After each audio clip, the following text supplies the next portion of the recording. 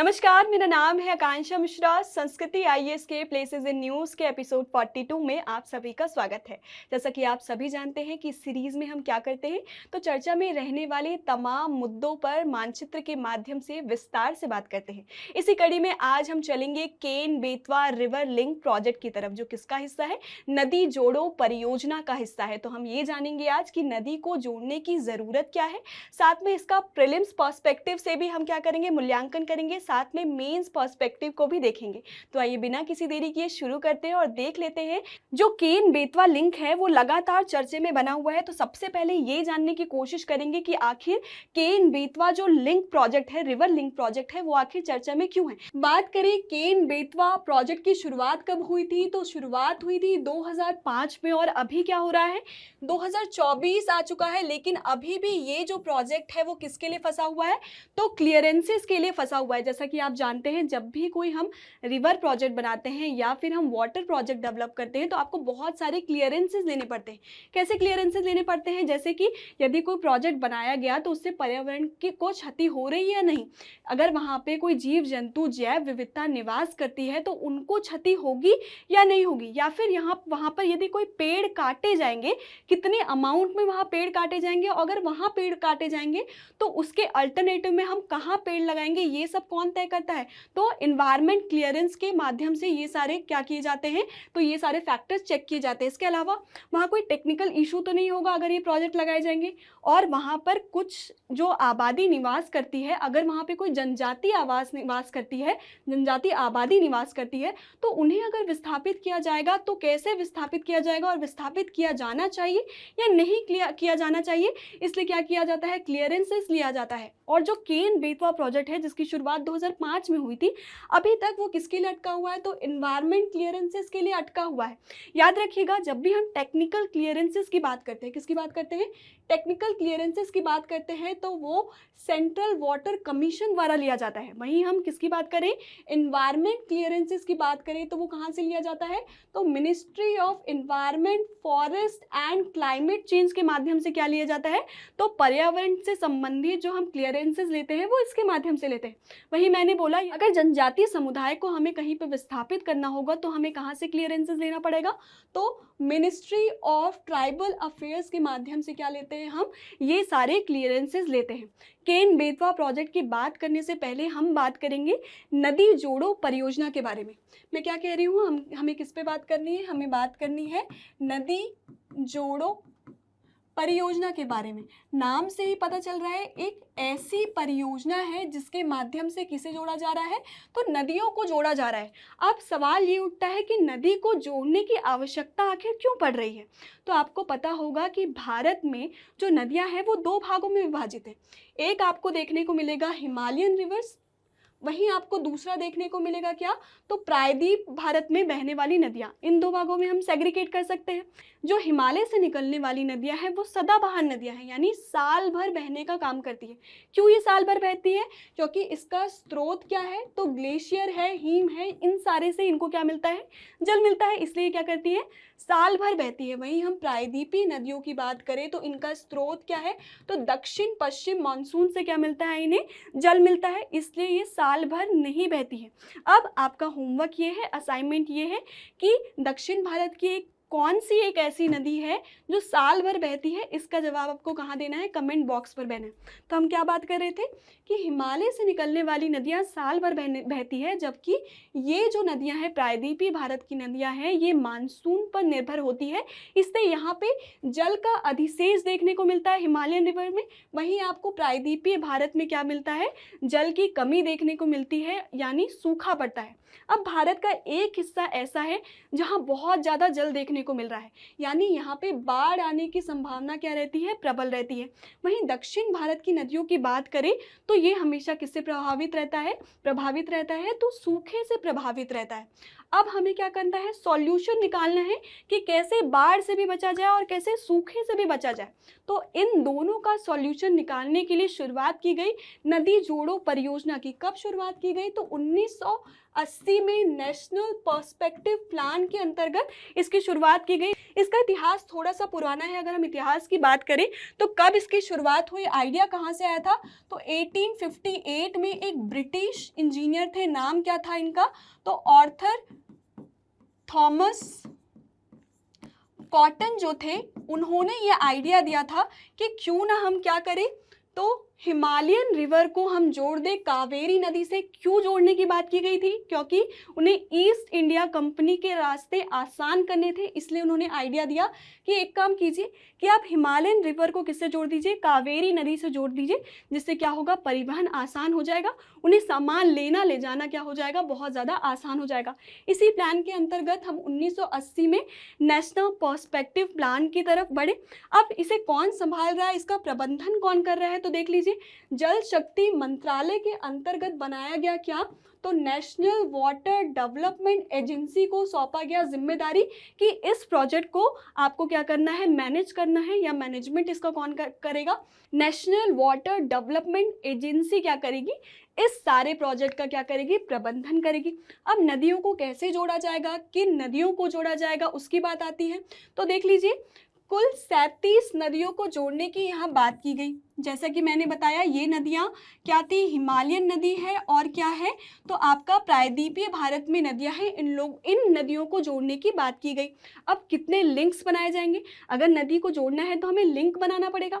तो कितने लिंक बनाने की बात की गई, तो टोटल 30 लिंक बनाने की बात की गई। ये 30 लिंक्स भी विभाजित हुए दो हिस्से में। कितने हिस्से में, तो एक 16 लिंक बनाए जाने हैं। कहाँ, प्रायद्वीपीय नदियों को जोड़ने के लिए कितने लिंक्स बनाए जाने हैं, तो 16 लिंक बनाए जाने हैं। वहीं 14 लिंक्स जो बनाए जाने हैं वो हिमालयन रिवर को जोड़ने के लिए बनाए जाने हैं। और आपको जो Ken Betwa river link project जो है वो इस 14 लिंक का हिस्सा है और पहला प्रोजेक्ट है। कैसा प्रोजेक्ट है, पहला प्रोजेक्ट है, एनपीपी का पहला प्रोजेक्ट है, जिसकी शुरुआत कब की गई थी, 2005 में इसकी शुरुआत की गई थी।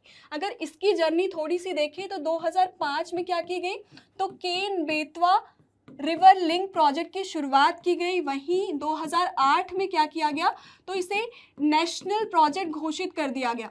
जैसे ही नेशनल प्रोजेक्ट बना तो इसे क्रियान्वित करने में क्या हुआ, तो तेजी आ गई। वहीं अगर आप देखेंगे तो 2005 की बात करें तो यहाँ पे MOA यानी मेमोरेंडम ऑफ एग्रीमेंट साइन हुआ। किसके किसके बीच में, तो सेंट्रल गवर्नमेंट के बीच में, यूपी के बीच में और MP के बीच में। क्योंकि ये किस क्षेत्र को फ़ायदा पहुँचाने वाला था, तो बुंदेलखंड रीजन को ये फ़ायदा पहुँचाने वाला है। बुंदेलखंड रीजन जो है वो सूखे से प्रभावित रहता है और यहाँ पे सूखे की समस्या को सॉल्व कैसे किया जाए ये तय करने के लिए क्या किया गया, तो केन बेतवा को जोड़ने की बात की गई।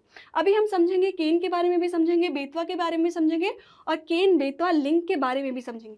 पहले ये समझ लीजिए कि बुंदेलखंड रीजन जो सूखे से प्रभावित था, यहाँ पे पानी किस लिए चाहिए, तो पीने के लिए चाहिए और सिंचाई के लिए चाहिए।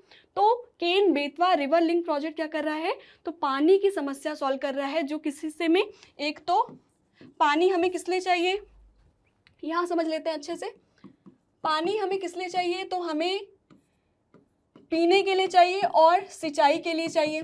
साथ में ये और क्या प्रॉब्लम सॉल्व कर रहा है, तो ये ऊर्जा संकट भी सॉल्व कर रहा है। कैसे सॉल्व कर रहा है, तो एक तो हाइड्रो पावर के माध्यम से कर रहा है और वहीं आपको देखने को मिलेगा, क्या देखने को मिलेगा, तो सोलार एनर्जी के माध्यम से भी ये ऊर्जा संकट को सॉल्व करने वाला है। कैसे सॉल्व करने वाला है कि जब केन और बेतवा लिंक को जोड़ा जाएगा तो उसे ऊपर से ढकने के लिए हम क्या लगा रहे हैं, सोलार पैनल लगा रहे हैं, जिसके माध्यम से क्या होगा, ऊर्जा संकट भी सॉल्व होगी। साथ में क्या क्या होगा, पानी पीने के लिए और सिंचाई के लिए भी उपलब्ध रहेगा।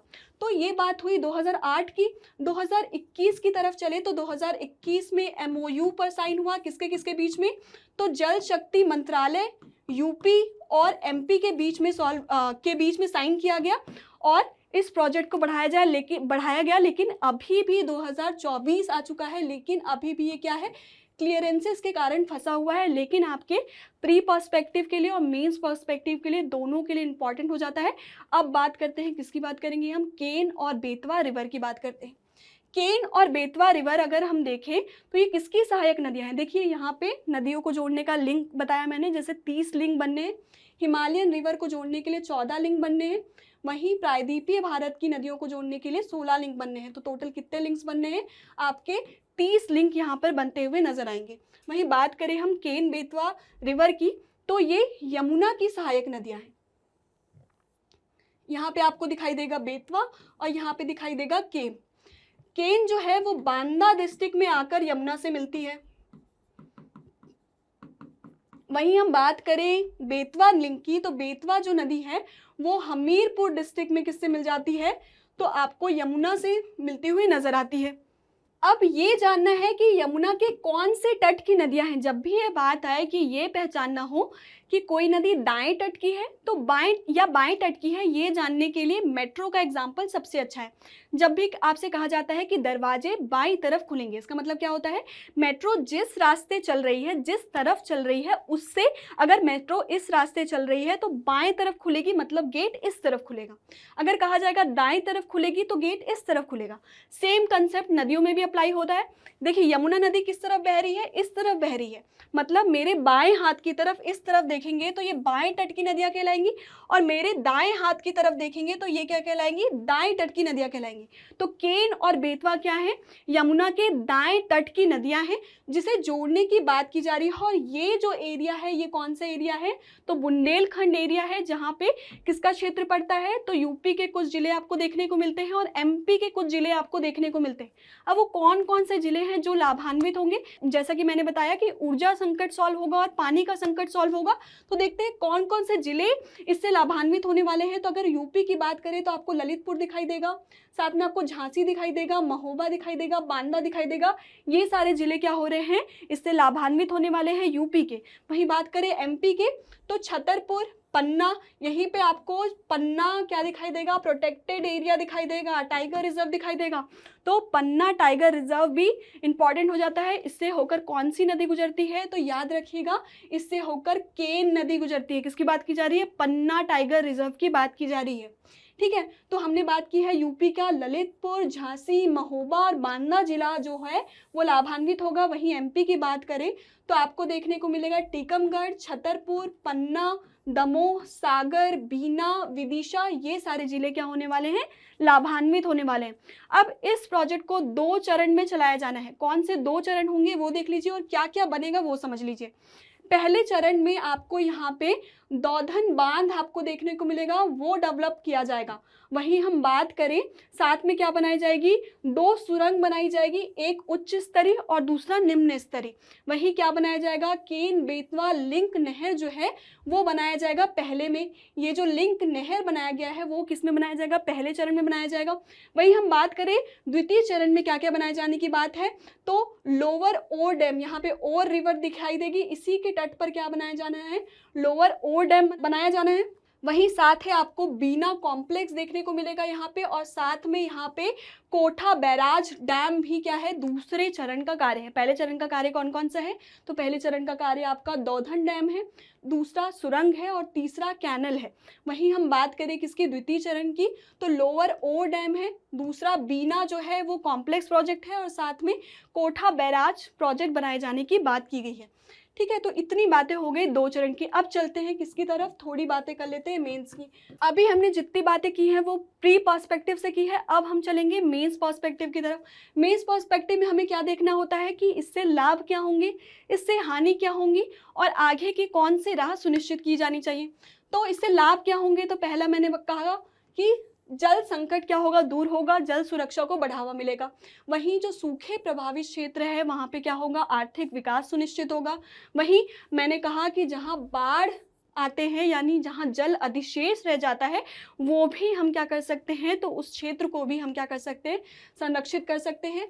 सतत जल मिलेगा, मतलब लगातार आपको जल की प्राप्ति होगी। साथ में रिस्टोरेशन और संरक्षण किनका होगा, पारिस्थितिकी तंत्र का होगा। वही नेविगेशन में सुधार होगा।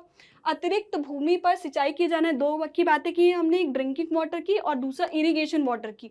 तो जल सुरक्षा में आपका ड्रिंकिंग वाटर आ जाएगा, वहीं इरिगेशन वाटर किस में आ जाएगा, तो सिंचाई में आ जाएगा। भूजल पर निर्भरता कम हो जाएगी। जैसा कि आपको पता है लगातार क्या हो रहा है, भूजल का स्तर गिरता चला जा रहा है, तो पानी संकट से बचने के लिए भी ये भी बहुत ज़्यादा इंपॉर्टेंट होने वाला है। और साथ में किसानों को सतत रूप से जल की प्राप्ति होगी तो उनकी आजीविका में क्या हो जाएगा, सुधार होगा। ये हो गया प्लस पॉइंट की। अब चलते हैं इससे नकारात्मक प्रभाव कौन सा होगा। तो सबसे पहले देखिए केन में रहने वाली जो जैव विविधता है वो अलग है, वहीं बेतवा रिवर में रहने वाली जैव विविधता अलग है। अगर दोनों का पानी मिलाया जाता है तो वहाँ की जैव विविधता तो प्रभावित होगी। एक क्या होते हैं, जहाँ जो जीव रहते हैं वहाँ के प्रति क्या हो जाते हैं, अनुकूलित हो जाते हैं। अब केन में रहने वाले जीव केन के प्रति अनुकूलित है, बेतवा में रहने वाले जीव बेतवा के प्रति अनुकूलित है। अब दोनों को मिला दिया जाता है तो वो सर्वाइव कर पाएंगे या नहीं कर पाएंगे, ये चैलेंज है। इसलिए इन्वायरमेंट संबंधी जो क्लियरेंस है उसमें डिले हो रहा है। वहीं जलीय जीवन, जो मैंने बताया, जलीय जीवन के क्या प्रभावित होने की संभावना है। अब वहाँ पर जो जनजातीय समुदाय रह रही है उनका भी विस्थापन हो रहा है, तो उनसे संबंधित भी क्या होने वाले हैं, कॉन्सिक्वेंसेस देखने को मिलेंगे। साथ में जल बंटवारा कितना किसमें होगा, ये भी विवाद देखने को मिल सकता है, तो ये भी एक बड़ा चैलेंज है। साथ में बड़ा निवेश हो रहा है तो रिटर्न आएगा या नहीं, ये भी एक बड़ी समस्या है। अब देखिए क्लियरेंसेस के लिए बहुत चक्कर लगाने पड़ते हैं, कोई हमारे पास स्पष्ट कानूनी ढांचा नहीं है, तो ये भी एक समस्या है। वित्तीय बोझ बढ़ गया है, जैसा कि मैंने बताया बहुत ज़्यादा इसमें क्या होता है, निवेश होता है। डैम बनाने हैं, कैनाल बनाना है, बैराज बनाना है, तो ये सारे चीज़ें बनाने में पैसे तो लगेंगे ही, तो वित्तीय बोझ क्या होगा, बढ़ जाएगा। अब सामुदायिक सहभागिता मिलेगी या नहीं, ये भी बड़ा चैलेंज है। अब आप जहाँ जिसके लिए प्रोजेक्ट लगा रहे हैं, ज़रूरी है कि वहाँ के लोग कोऑपरेट करें। अगर वो कोऑपरेट नहीं करते हैं तो ये भी क्या हो सकता है, एक इशू हो सकता है। पर्यावरण से संबंधित चिंताएं देख ली हैं हमने, वित्त से संबंधित यानी आर्थिक चिंताएं देख ली हैं हमने, सामाजिक चिंताएं देख ली हैं कि बाकी जो लोग रह रहे हैं वो सहयोग करेंगे या नहीं। साथ में हमने ये भी देखा है कि जनजातीय लोगों का विस्थापन होगा तो कैसे होगा, तो ऐसे मीन्स को क्या करना है, आपको साधना है कि आपको कैसे आंसर डेवलप करने हैं। आगे की राह क्या है वो समझ लेते हैं। देखिए हमें क्या करना होगा कि मजबूत इन्वायरमेंट असेसमेंट करना होगा, इन्वायरमेंट इम्पैक्ट असेसमेंट करना होगा कि कौन से प्रभाव पड़ने वाले हैं, तत्कालीन प्रभाव कौन से पड़ने वाले हैं। साथ साथ ज़रूरी है कि हम देखेंगे कि भविष्य में इससे कौन से लाभ होने वाले हैं, कौन सी हानि होने वाली है, ये हमें पहले से तय करना पड़ेगा। वहीं आपको क्या करना पड़ेगा, पुनर्वास की योजनाएं बनानी पड़ेंगी, सामाजिक प्रभाव का क्या करना पड़ेगा, आकलन करना है। सबसे आसान है, जो आपने प्रॉब्लम्स देखी हैं उसी के सॉल्यूशन आप क्या कीजिए, आगे की राह में लिख दीजिए। अगर कोई रिपोर्ट आया है, कोई आपको डेटा मिला है, तो वो भी ऐड करने की कोशिश कीजिए, जिसके कारण आपका मेंस का आंसर क्या हो जाएगा, बहुत ही बढ़िया हो जाएगा। वहीं आपको उन्नत प्रौद्योगिकी का इस्तेमाल करना चाहिए और साथ में पर्यावरण और सामाजिक मूल्यों का क्या करना चाहिए, ध्यान रखना चाहिए। साथ में सार्वजनिक भागीदारी और हितधारकों का भी क्या करना चाहिए, हित सुनिश्चित किया जाना चाहिए। ये PDF आपको मिल जाएगा टेलीग्राम चैनल पे, और टेलीग्राम चैनल का लिंक कहाँ मिल जाएगा, तो डिस्क्रिप्शन बॉक्स पे। तो आज के लिए बस इतना ही, आपको छोड़ जाएंगे एक अभ्यास प्रश्न के साथ, जिसका उत्तर आपको कहाँ देना है, कमेंट बॉक्स पर देना है। परंपरा वही रखेंगे, तो आपको क्या करना है, जो कथन सही है तो बिल्कुल बढ़िया है, जो कथन गलत है तो क्यों गलत है, ये आपको कहाँ बताना है, तो कमेंट बॉक्स बताना है। देखते हैं प्रश्न क्या कह रहा है। नदी जोड़ो परियोजना के संदर्भ में निम्नलिखित कथनों पर विचार कीजिए। कथन 1 क्या कह रहा है, नदी जोड़ो परियोजना का मुख्य उद्देश्य उत्तर भारत की नदियों को दक्षिण भारत की नदियों से जोड़ना है। दूसरा कथन आपसे ये कह रहा है कि भारत में नदी जोड़ो का विचार सर्वप्रथम 1858 में ब्रिटिश सिंचाई engineer sir Arthur Thomas cotton ने दिया था। वहीं तीसरा कथन आपसे क्या कह रहा है कि इसके तहत यमुना की सहायक नदी केन और गंगा की सहायक नदी बेतवा को जोड़ा जा रहा है। अब आपसे पूछा जा रहा है कौन सा कथन सही है, केवल 1, केवल 2, 1 और 2, 1, 2, 3। इसका जवाब आपको कहाँ देना है, कमेंट बॉक्स पर देना है। जब भी आप जवाब देते हैं तो इस बात की मुझे संतुष्टि हो जाती है कि आपको पढ़ाया हुआ चीज़ें समझ में आई हैं। तो आज के लिए बस इतना ही, अगले एपिसोड में मिलेंगे तो किसी नए मुद्दे पर बात करेंगे और कोशिश की जाएगी कि प्रीलिम्स को टारगेट किया जाए। प्रीलिम्स 2024 में आपके लिए जो भी ज़रूरी है, जैसे कौन कौन से टाइगर रिजर्व ज़रूरी है, इसको भी हम आगे की सीरीज़ में कवर कर लें। तो आज के लिए बस इतना ही, मुझे दीजिए इजाज़त, धन्यवाद।